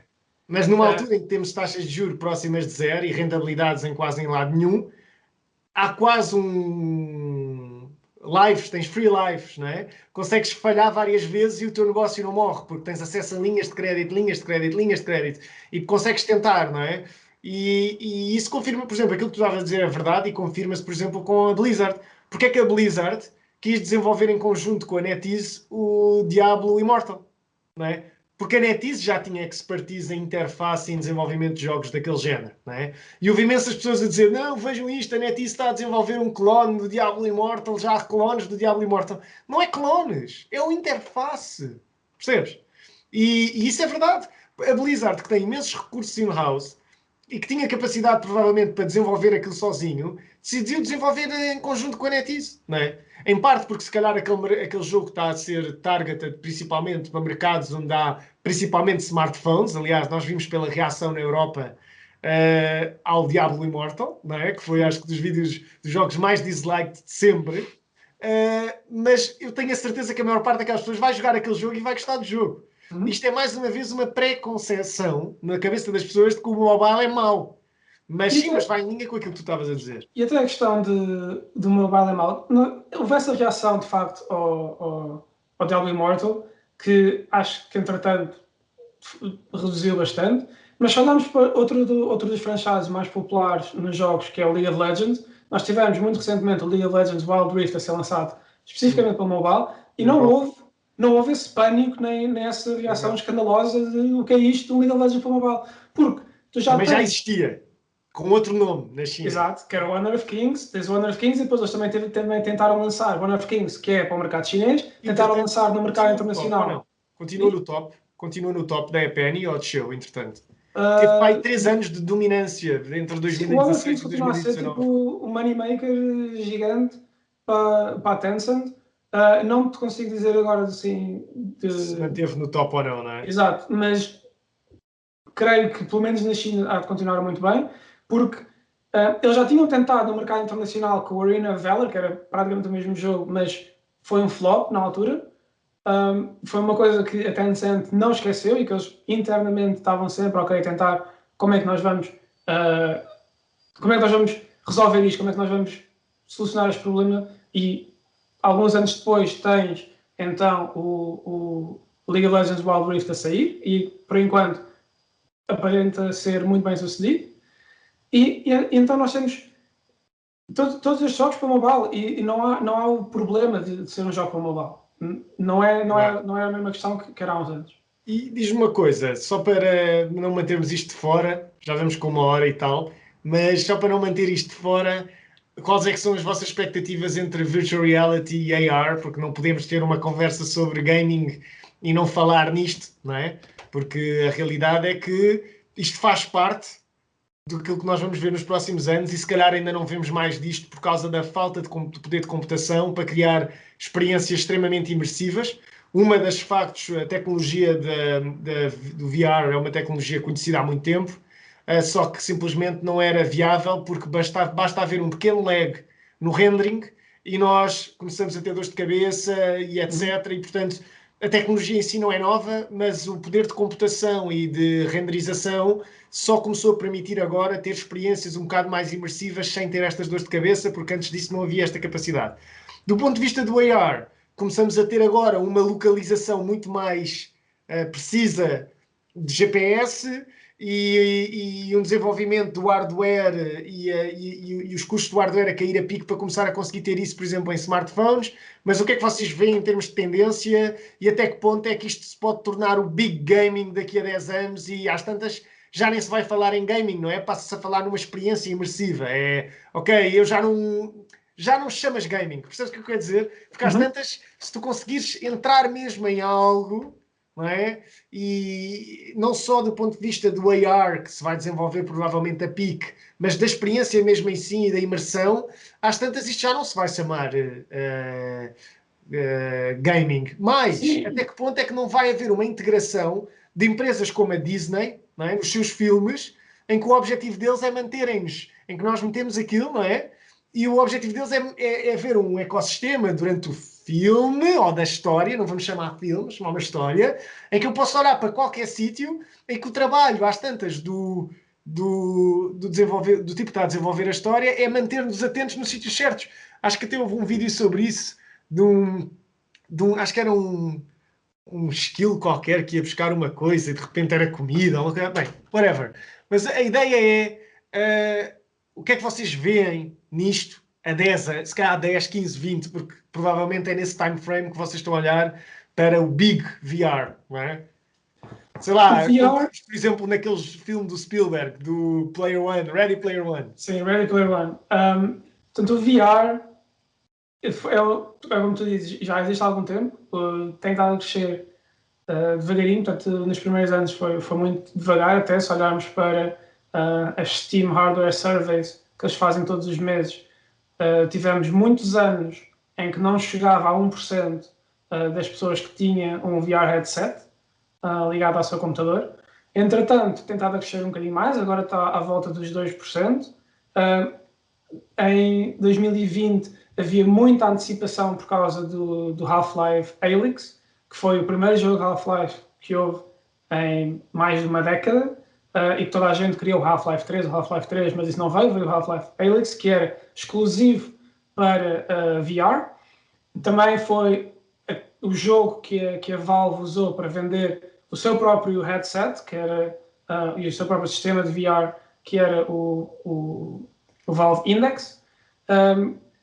E pronto, correu bem, portanto, houve crescimento no mercado, mas se calhar ainda mais aceleradamente. No final do ano passado tivemos o lançamento do Oculus Quest 2, que é da Oculus, mas pronto, a Oculus agora faz parte do Facebook, mas tem estado a ser bem recebido no mercado, tem estado a levar a um aumento substancial do consumer spending em VR, porque tivemos alguns milestones que foram atingidos de 100 milhões de consumer spending em VR content para Oculus, por exemplo, foi batido ano passado, e coisas, este tipo de números. Portanto, temos estado a ver uma aceleração do mercado de VR e, olhando para a frente, tivemos ainda esta semana o Jim Ryan, que é a pessoa responsável pela PlayStation, na Sony, a falar numa entrevista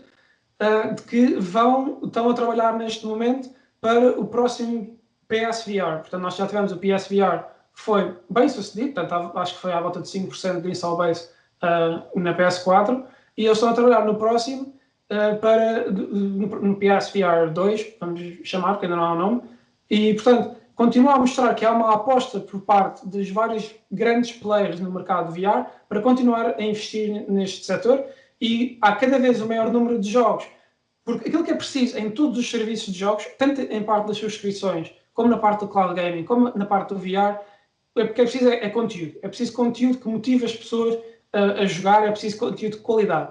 E nós temos estado a ver um aumento substancial no investimento de desenvolver jogos para VR, porque é sempre aquela questão de galinha e ovo, porque não começámos de um lado porque não há install base, mas não há install base também porque não há nada para jogar. Mas, entretanto, temos lentamente esta questão a ser resolvida, e o outlook para os próximos anos parece-me ser muito mais positivo do que era há uns anos. Em termos de AR, é uma coisa que até atualmente não tem estado a ser o grande foco, porque tivemos jogos que eram muito popularizados pelo AR, como o Pokémon Go, como o jogo do Harry Potter há 2 anos. Exato, mas, e agora vamos ter a CD Projekt Red com o Witcher. Ah, é? Sim, vão fazer um Witcher AR, tipo Fight Monsters, e chegas a um sítio, apontas o telefone e... Sim, estou a dizer, vai ser este ano. Vai ser este ano. Mas isso mostra a aposta que existe. Mas, por exemplo, agora tu não deste valores ainda ou se calhar ou expectativas entre o que é que onde é que vocês acham que esses mercados começam realmente a acelerar, por exemplo, principalmente o AR, e que papel é que o AR vai ter, não é? Porque eu vejo muito mais o papel no VR que no AR, pelo menos para já. Um AR a sério, se calhar, como vemos, por exemplo, um AR do género que vemos, por exemplo, como é que se chama aquele filme que a Sony lançou? Pá, está-me a faltar o nome. Pá, ajuda-me. Não é Ready Player One. Blade Runner. Blade Runner. AR àquele nível, ter uma pessoa a andar aqui, aquilo se calhar a 30, 40, 50 anos, não é? Portanto, estamos a falar aqui de experiência, e que eu acredito que vais tender para uma coisa dessas, se calhar a 20, 30, whatever, não é? Portanto, onde o grande potencial do AR está muito longe ainda, mas que papel é que tem para já? Será que é só os Pokémon Go's e os Harry Potters e, por exemplo, aquele evento que foi feito no Dubai do fogo de artifício, se apontasses, vias uma data de coisas. Há algumas empresas portuguesas a trabalhar nisso. A Hasbro, por exemplo, quer integrar isso numa data dos jogos de tabuleiros deles. Sei lá, será que passa muito só por isso e utilização assim um bocado mais residual? Por exemplo, temos a área da saúde, o AR, por exemplo, também pode ser muito usado, mas que mais? Atualmente, pelo menos nem gaming, era o que eu estava a dizer antes, até os jogos que são populares ou que as pessoas podem associar ao AR, não foi tanto o AR que os fez famosos. Se olharmos para o Pokémon Go, não era tanta questão de apontarmos o telemóvel para um sítio e vemos lá o Pokémon e interagimos com o Pokémon que temos uma batalha, uma coisa do género, era mais ser location-based. GPS, exatamente. E todos os jogos que até agora se têm estado a tentar focar nessa parte do AR, as pessoas, ao fim e ao cabo, acabam por perder um bocado de interesse nessa parte do AR, porque também consome muita bateria e coisas do género. Mas aí entra o streaming. Mas aí o streaming pode ajudar em termos de eficiência de bateria, não é? Que é uma coisa que as pessoas não falam muito, mas o streaming tira-te a computação toda do PC, não é? E do telemóvel, e às tantas a tua bateria pode durar se calhar 3 vezes mais. Por exemplo, no AR, acho que havia uma empresa portuguesa com uma ideia espetacular. Aliás, não acho que em que basicamente tu juntas-te com amigos, consegues mandar poderes, há um boss no meio de um sítio, ok? Numa fonte ou whatever, e ele manda uns ataques, tu vês a bola a vir na tua direção, não é? Tens de ter o AR ligado e tens de desviar, estás a ver? Sim.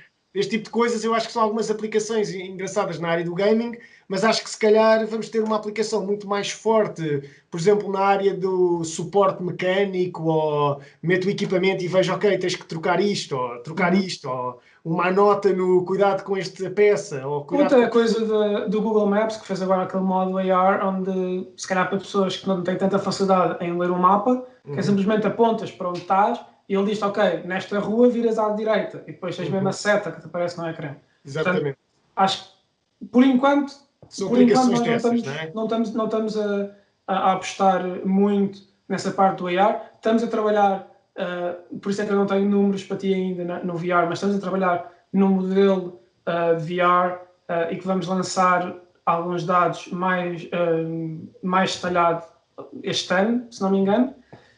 Mas depois, outra coisa que tinhas falado é mesmo essa questão de transcendermos esta parte de gaming e estarmos dentro de um jogo para já ser aquilo que nós chamamos, e que muita gente chama, o metaverse, que é o metaverse é, no fundo, um universo digital, em que tudo aquilo que nós podemos pensar que fazemos atualmente, fazemos como se fosse num mundo paralelo em que só existe no mundo digital. E o melhor exemplo para as pessoas pensarem nisto é mesmo o Ready Player One, que é, ok, há toda uma economia, há todo um sistema de interações, há toda uma vida num mundo digital em que as pessoas metem o headset e metem qualquer coisa haptic que tenham também para outros sentidos e entram, saem deste mundo onde nós estamos e entram no mundo digital. E há muitas iniciativas atualmente para começar a desenvolver isto. Olhamos para a Fortnite, e o Fortnite já não é só um jogo, é também um espaço onde as pessoas se congregam e onde interagem todas umas com as outras. E porque temos a parte que já não é o Battle Royale, mas temos o Party Royale, onde as pessoas veem concertos, onde as pessoas veem estreias de filmes, onde há toda uma série de atividades que as pessoas podem fazer dentro do jogo, usando os seus avatares que usam no jogo, mas sentarem aos tiros uns aos outros, mas simplesmente estando a socializar no mundo digital. E é uma coisa onde a Epic tem estado a investir muito forte. Eu, por acaso, vi uma entrevista com o Tim Sweeney, é o CEO da Epic, não é? O tipo... para mim, há 2 tópicos finais, mas uma delas é o que o Tim Sweeney está a fazer em relação à Apple, não é? Sim. Em relação a... Porque vamos pensar no seguinte, 20% de comissão sobre a receita, se tu conseguires reduzir isto para 10, 30. Qual é que é o efeito, por exemplo, se conseguirem reduzir para 10, qual é o efeito na bottom line destas empresas mobile? Portanto, a questão da share que as digital stores, que o dono da plataforma leva, é de facto uma coisa que tem estado já debaixo de fogo há algum tempo. Desde que a Epic lançou a Epic Game Store nos PCs, que foi toda aquela concorrência com a Steam, porque de repente tivemos a Epic a dizer, ok, em vez de 30%, nós já vamos cobrar 12%. E se estiveres a usar o Unreal, que normalmente tens de dar 5% de fee por causa do uso do Unreal Engine, que se lançares o jogo na Epic, também não tens de dar esses 5%. Portanto, só pagas 7%. Pagas a transaction fee, se não me engano, que ele disse numa entrevista. É uma fee de processamento de pagamento. Mas ok. Está... Pronto, mas há ser uma coisa relativamente pequena comparado com o resto. E depois tivemos a Steam a responder, ok, em vez de ser flat 30%, começaram a pôr, se vender acima de X milhões de unidades, reduzimos um bocado a FII, mas ainda assim continua... E o tempo também, o tempo de que está na Store também, a partir de X tempo, acho que a FII... Não, eu soube disto por causa do Witcher. O Witcher tinha passado já um determinado período e ao final de um X tempo, acho que o jogo tem direito a ter uma percentagem maior. Por acaso acho que era só por causa das unidades vendidas e é capaz disso ter acontecido por causa do sucesso depois da série do Netflix. Ok. Mas pronto, temos esta questão no PC. Depois, agora, com a questão de mobile, em que tivemos o desafio por parte da Epic que, ok, não era autorizado a pôr uma ligação uma ligação direta, Play exato, Store, uma coisa que ia à volta da... Basicamente era um link, tu carregavas e ou basicamente diziam, olha, compras na Store, pagas X%, pagas 10 euros porque inclui a FII da Apple, mas se quiseres comprar isto através da nossa site, pagas só 7 euros. É? Sim, 7 euros, mas assim. Eles meteram isso e obviamente que a Apple não gostou. E então tirou o jogo da loja, ao mesmo tempo foi a mesma coisa na Google Play e aconteceu a mesma coisa na Google Play Store também. E entretanto agora estão no meio de uma disputa legal em que não é só a Epic que está a tentar reduzir a taxa que é paga aos platform holders, porque também tens a Spotify e tens outras empresas que estão a tentar contestar estes 30%. Facebook, etc. Porque o argumento deles é que já não há o papel que estas plataformas estão a desempenhar atualmente, já não é o mesmo que era há 10 anos atrás e, portanto, já não, para elas não faz sentido estes 30%. E, de facto, é elevado. Mas se olharmos para o mercado chinês, em que temos ainda, por causa do peso preponderante que várias empresas lá têm, como, por exemplo, a NetEase, a Tencent, e outras empresas em que, se fores às apps deles, não é 30%, eles ficam com 50%. Portanto, é imenso. Mas tens muitas alternativas. Mas o peso e os network effects de seres o maior, com a maior base, muito grande. E por isso é que as pessoas continuam a pôr lá o jogo. Mas atenção, a Tencent e a NetEase são também os maiores developers de games, de jogos, que não é o caso com a Apple, nem o caso da Amazon. Não é? Sim, mas isso, aliás, isso leva-nos a um ponto que eu acho também importante falarmos rapidamente, que é: consegues comprar um bom jogo? Ou seja, tu como uma Amazon que gastou milhões a desenvolver o... como é que se chama? O... Crucible. Quanto? Crucible. É Crucible que se chamava? Já não sei. O Crucible foi o que foi lançado e depois foi deslançado, e agora acabaram aquilo já. Está a ser scrapped, não é? Quer dizer, O que é que isto te diz sobre a dificuldade de entrada nesta área do AAA Gaming e será que vai forçar uma Microsoft que também anda a tentar fazer aquisições left and right para tentar dar leverage à plataforma, mas não estão a conseguir competir com os estúdios que a Sony tem? Claramente, a Sony continua a estar no top do development de AAA games story-based, não é? Quer dizer, será que vai forçar uma Amazon e uma Microsoft e eventualmente uma Google, se quiser realmente fazer um leverage ao cloud services, a fazer uma aquisição multibilionária no espaço? Eis a minha questão. Portanto, aquilo que é preciso para esses serviços serem bem-sucedidos, como eu já disse, é conteúdo. Para ter conteúdo é preciso ter um jogo, pelo menos um jogo que de facto motive as pessoas a irem para aí. Para desenvolver esse bom jogo é preciso várias coisas. É preciso tempo, porque para se desenvolver um jogo AAA, a maior parte dos estúdios precisa de à volta de 3 anos para desenvolver um jogo. E nem é olhando para ciclos de desenvolvimento de jogos da Take-Two, por exemplo, que são mais de 5 anos, tipo quase 10 anos para desenvolver um jogo.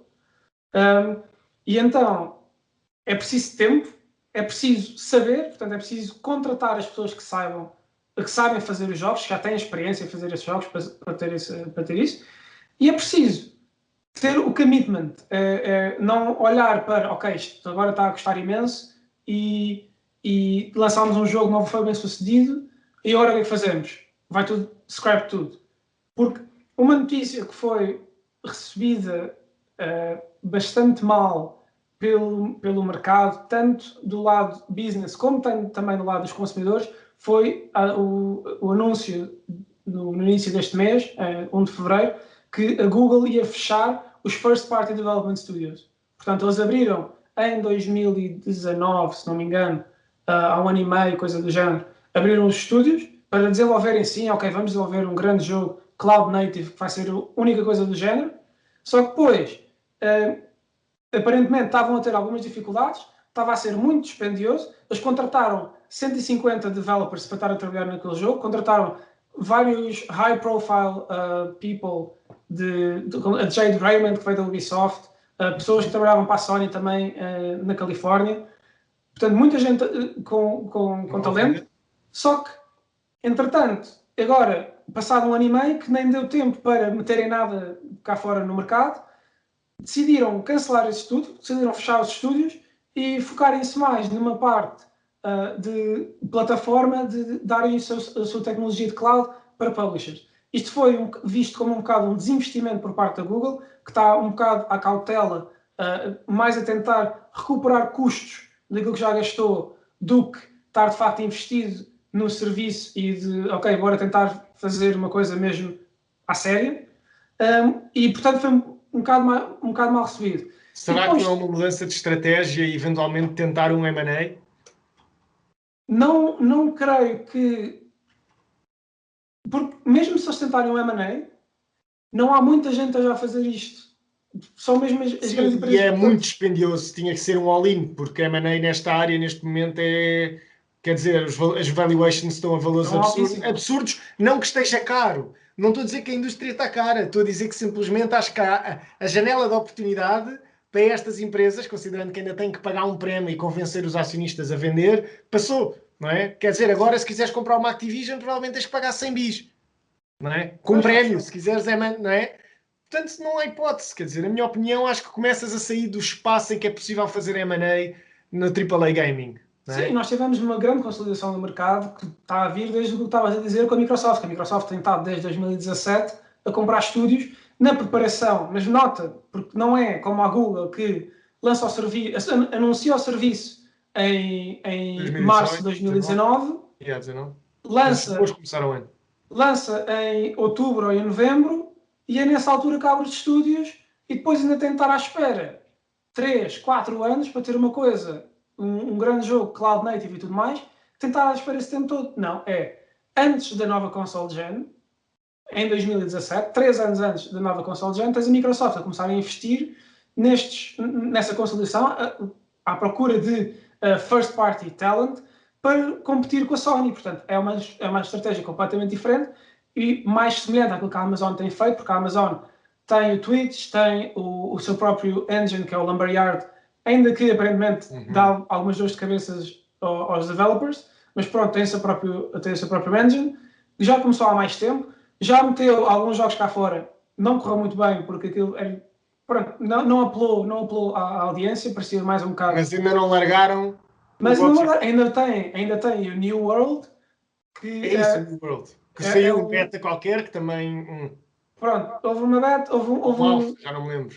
Houve um anúncio quando aquilo saiu que era um bocado colonialista e que as pessoas não gostavam, mas depois eles mudaram um bocado o tema do jogo.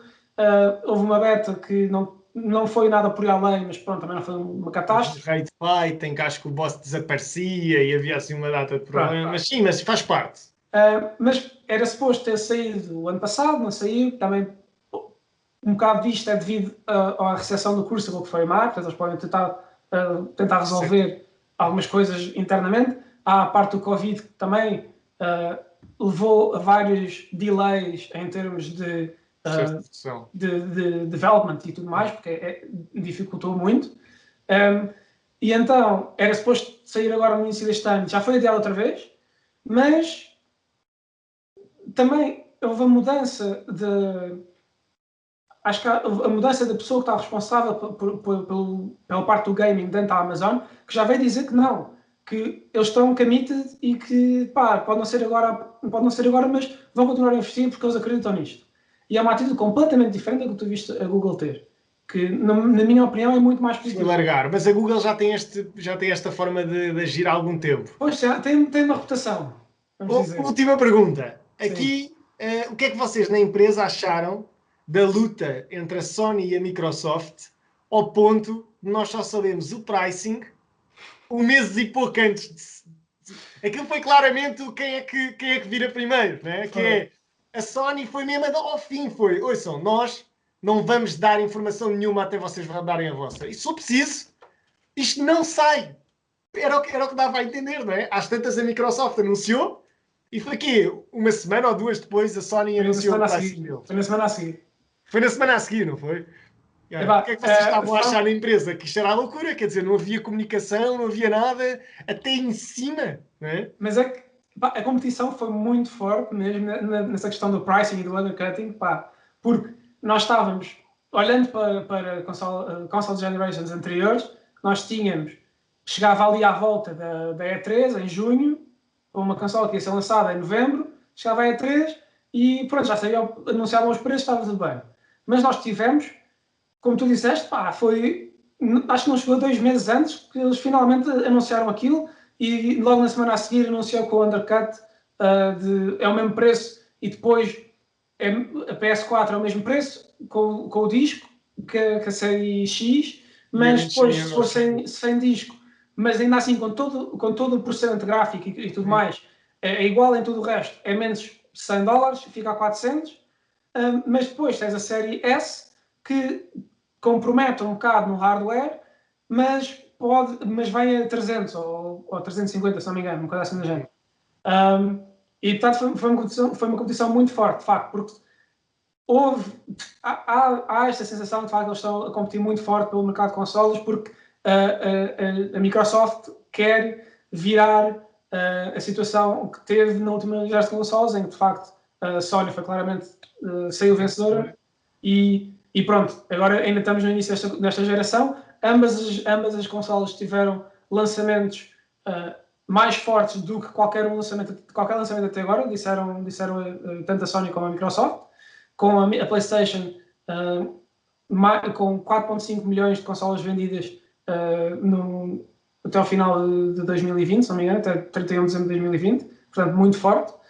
E olhando, pronto, só ligando com uma pergunta que me fizeste um bocado atrás e acho que não respondi completamente, que é, será que vai haver uma próxima geração de consolas? Acredito que sim. O que eu acho é que, da mesma maneira como temos agora estas versões sem disco, nós podemos dar um passo mais à frente em que começamos a ter versões que são suportadas ou que são apoiadas por cloud gaming. Em que em vez de termos... Eu também pensei nisso. Em vez de termos... uma parte é processada na consola, outra parte é processada Exatamente. Em que temos, se calhar, uma coisa ali que Depois também permite o quê? Permite não estares agarrado àquele hardware da consola uma geração inteira. Ou pronto, até tens o upgrade. Mas, por exemplo, é engraçado ver como a Sony tem. É que a Sony, a contribuição operacional, apesar de agora os sensores de vídeo deles são já são, os sensores de imagem deles já são uma componente muito grande da rendibilidade operacional, mas até recentemente era só gaming. O gaming era a grande parte da contribuição operacional, apesar de não ser a maior parte das vendas. Okay? Portanto, é onde eles tinham o high revenue, high margin revenue. E a questão aqui é, eles tiveram que manter o telefone, que é o Xperia, Xperia, porque eles não sabem para onde é que o gaming vai tender. Imagina que por alguma razão a Microsoft integra ou há uma integração vertical num tipo de gaming associado a telefones e há um demand no mercado. Se eles perdem o leverage, porque o Xperia só dá prejuízo. Okay? A questão é, a Sony não sabe até que ponto o futuro do gaming vai passar pelo hardware dos telefones a sério, percebes? Ou pelo um telefone. Não é? Eles apostam muito num ecrã grande, por exemplo. Portanto, eu percebo a estratégia da Sony, que é, se isto é o meu bread and butter, não é? Eu tenho que garantir que para onde o mercado for, eu tenho uma redundância para lidar com a situação. E eu acho que às tantas, esta questão do... Só não tem a redundância na parte dos servidores, mas felizmente existe concorrência, a Amazon, a Google, etc. E podem pagar uma fee para ter acesso. Não é tão lucrativo como uma Microsoft, mas podem ter o acesso. Mas na área do hardware dos telefones, parece-me que a Sony ainda mantém o Xperia apenas como redundância ao mercado dos jogos. É o que eu acho. Não sei bem qual é a play deles, mas em termos de integração vertical, tens uma coisa que foi a NVIDIA e a ARM. Pronto, a aquisição da ARM pela parte da NVIDIA, que está a ser um bocado contestada por todo o mundo, porque é uma grande integração e pode causar problemas na concorrência, mas é esperar para ver se de facto é aceito pelos legisladores ou não. Acho que mas olha, 26 meses. Entretanto a conversa já vai quase em 2 horas. Exatamente, já vai. Mas pronto, esta era a minha última pergunta. Pronto. Foi um prazer. E se quiseres fazer outra conversa destas... Claro, acho que vamos ter que fazer um update mais tarde. Epá, acho que foi super interessante algumas dos insights que tivemos aqui a debater. Para mim foi, e eu passo muito tempo a estudar esta área também. Pá, agradeço-te teres vindo aqui, teres aceito. Pronto, agora as vendas da Newzoo vão disparar a pique, não é? Depois da festa do canal. Pronto, e espero que te promovam. Depois eu ligo para lá a garantir que... Obrigado. Fica a comissão, está bem. Ok. Olha, Guilherme, obrigadão, meu. E pronto, vou-te convidar para mais um destes, mais tarde ou mais cedo, para fazermos um. Às vezes fazes isto uma série, sei lá, com poderes guests, assim, é o que eu estou a pensar fazer. Acho que a única maneira de ter assim um insight a sério sobre o que é que está a acontecer nas indústrias é começarmos a ter um bocadinho isto. Não sei se me vou focar só em gaming ainda estou a pensar. Ou se faço assim uma coisa mais broad. Porque o gaming em si é muito vasto, não é? É muita coisa. E eu acho que é uma grande oportunidade de investimento mesmo assim. Última pergunta, rapidamente. Top empresas para investir na área? Não podes mencionar. Eu tenho as minhas preferências. Eu gosto muito, continuo a gostar muito da CD Projekt. Pronto, sei que houve aquele tumble e as pessoas ficaram um bocado assustadas da CD Projekt, mas eu continuo a achar que eles têm pernas para andar e que, pelo menos no long run, a coisa vai melhorar para eles. Acho que alguns mobile developers têm muito espaço para crescer e é preciso estar com um bocado de atenção a isso. Ainda tenho de fazer eu próprio um bocado mais de pesquisa antes de dizer esta ou aquela empresa, mas acho que há alguns mobile players que têm muito espaço para crescer.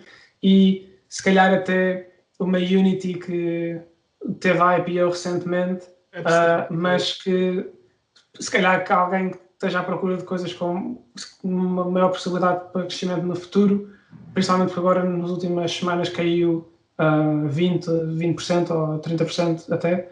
Portanto, se calhar pode ser uma boa oportunidade aí, mas... Acho que é um bom tópico de discussão para o nosso nosso próximo vídeo, a parte upstream.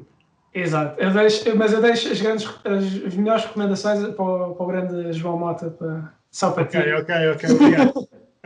Ok, Guilherme, olha, obrigadíssimo. E pronto, olha, tenha um bom fim de semana e o resto de uma boa tarde, aquilo que ainda te sobra. Tu também, mano. Vá, obrigado. Fica bem. Um prazer. Até à próxima. Obrigado, até à próxima.